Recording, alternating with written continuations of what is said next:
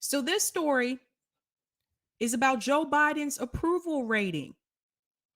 Now, for those who do not know or may not remember, Joe Biden actually got a slight bump up in the polls after the State of the Union address.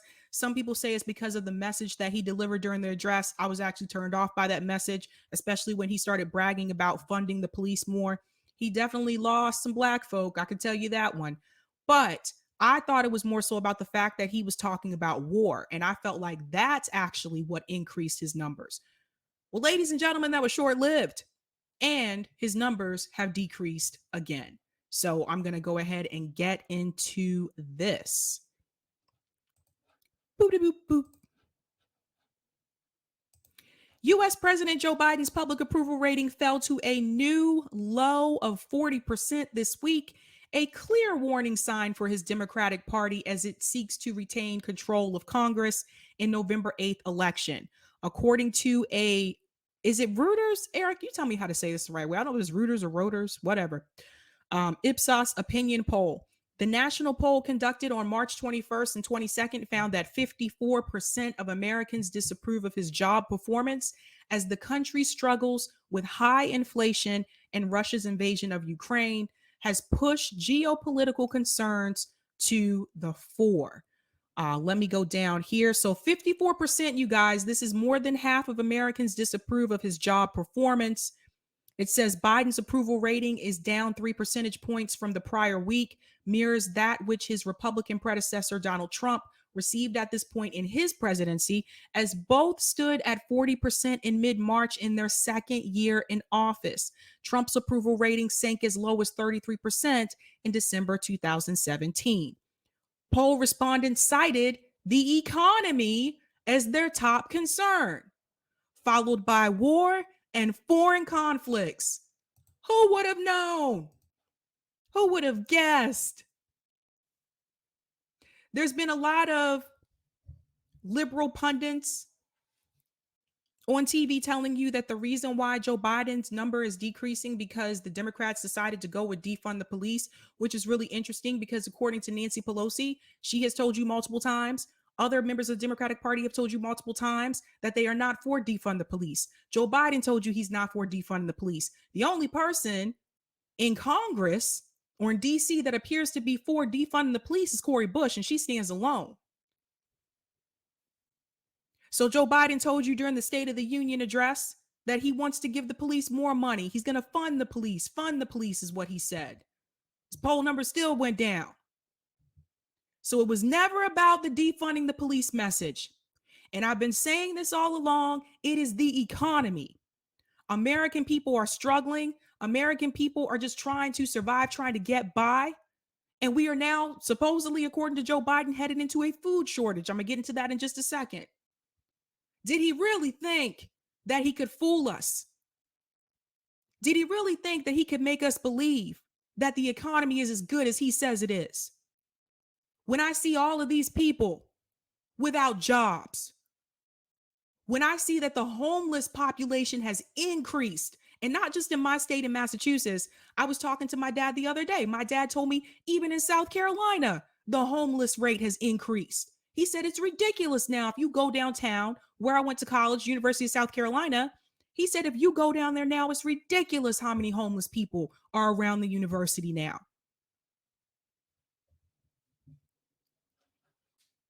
But Joe Biden sat up there and tried to convince people, and CNN tried to tell you, and MSNBC tried to tell you it was all because of defund the police because they ran with that message. They've made it very clear they're not running with that message.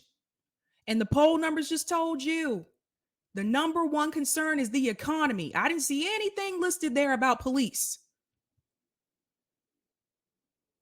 These are the lies that they tell you so they can convince you that the Democratic Party is moving further to the left. It's not moving further to the left. They haven't given us shit. All they've done is help corporations and help their own damn pockets. Now I'm going to show you a video clip that shows you a little bit more in depth of what those numbers actually look like. Let me pull that up for you. Nope, that's not the one. Sorry, I have too many tabs open.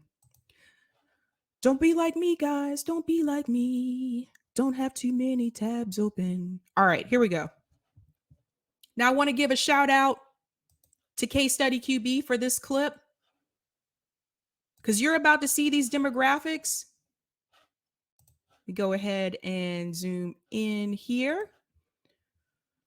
Shout out to Case Study QB discussing President Biden like in support of among key demographics in latest polls.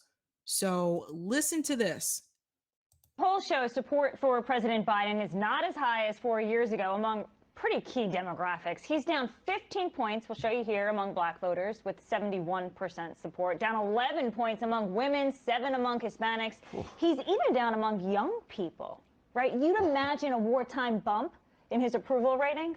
He didn't get it. In fact, the latest polls show his approval ratings at 40%. That's like an all-time low for some of them. So we're 1 month into this invasion, and look at this. 53% of voters say they are not confident in Joe Biden's handling of the crisis and his judgment of it. If you're not a socialist by the age of 25, you've got no heart. If you're still a socialist after you're 25, you've got no head. That's why youngsters, I believe, are beginning to turn towards the Republican Party.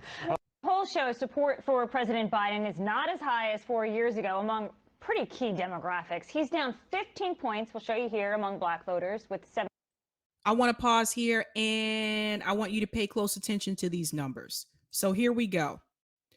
Black voters in 2018, he was at 84%. He's now down to 71% with black voters. With women, he was at 53%. He is now down to 42%. Under the age of 45, he was at 49%, although I even questioned that one. He was at 49% and he's now down to 41%. With Hispanic voters, he was at 59. He's now down to 52. The key metric I want you to pay close attention to is the black voters. Because Democrats can't win without the black vote. So this actually makes me smile because it makes me realize, yes, more African Americans are waking up to the fact that the Democratic Party is not going to help you either. That both parties serve corporate interest.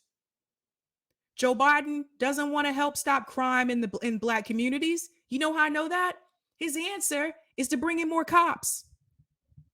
Most crime is connected to poverty. So if he really wanted to improve conditions in black communities, he would be trying to fix the poverty issue. You fix the poverty issue, you fix the crime issue. But he doesn't want to do that. Got to keep the poorest poor. He knows that. And he knows in some of these suburban communities, he knows damn well that they don't want a whole influx of black people coming in. Let's be real. So what do?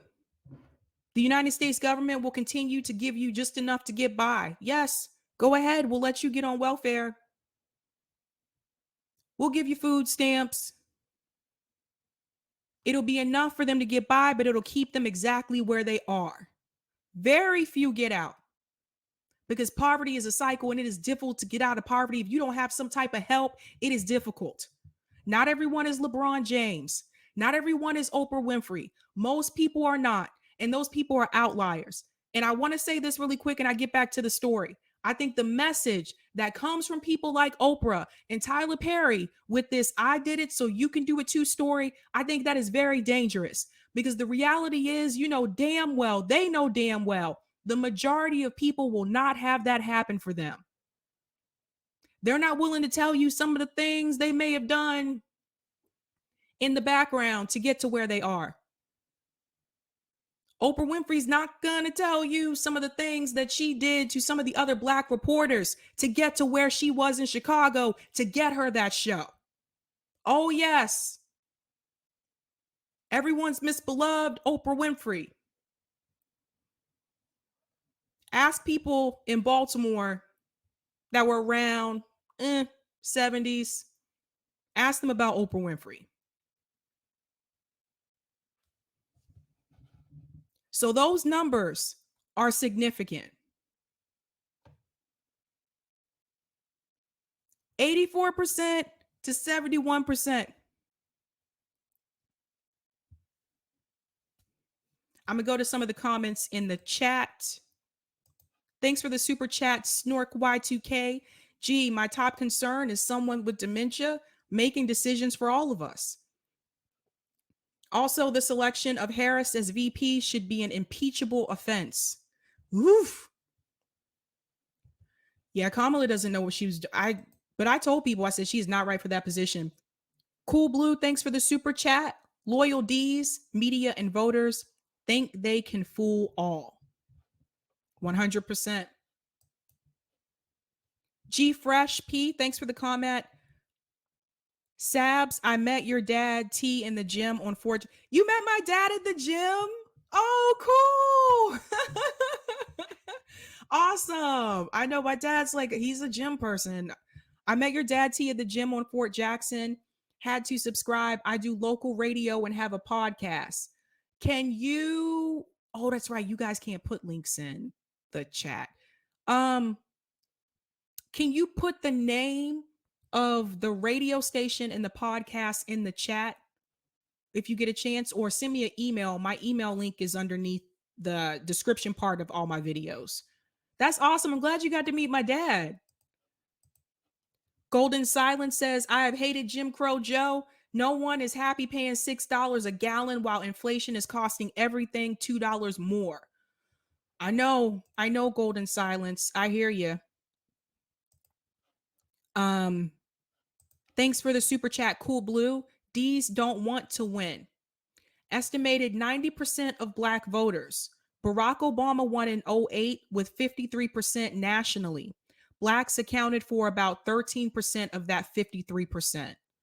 Interesting.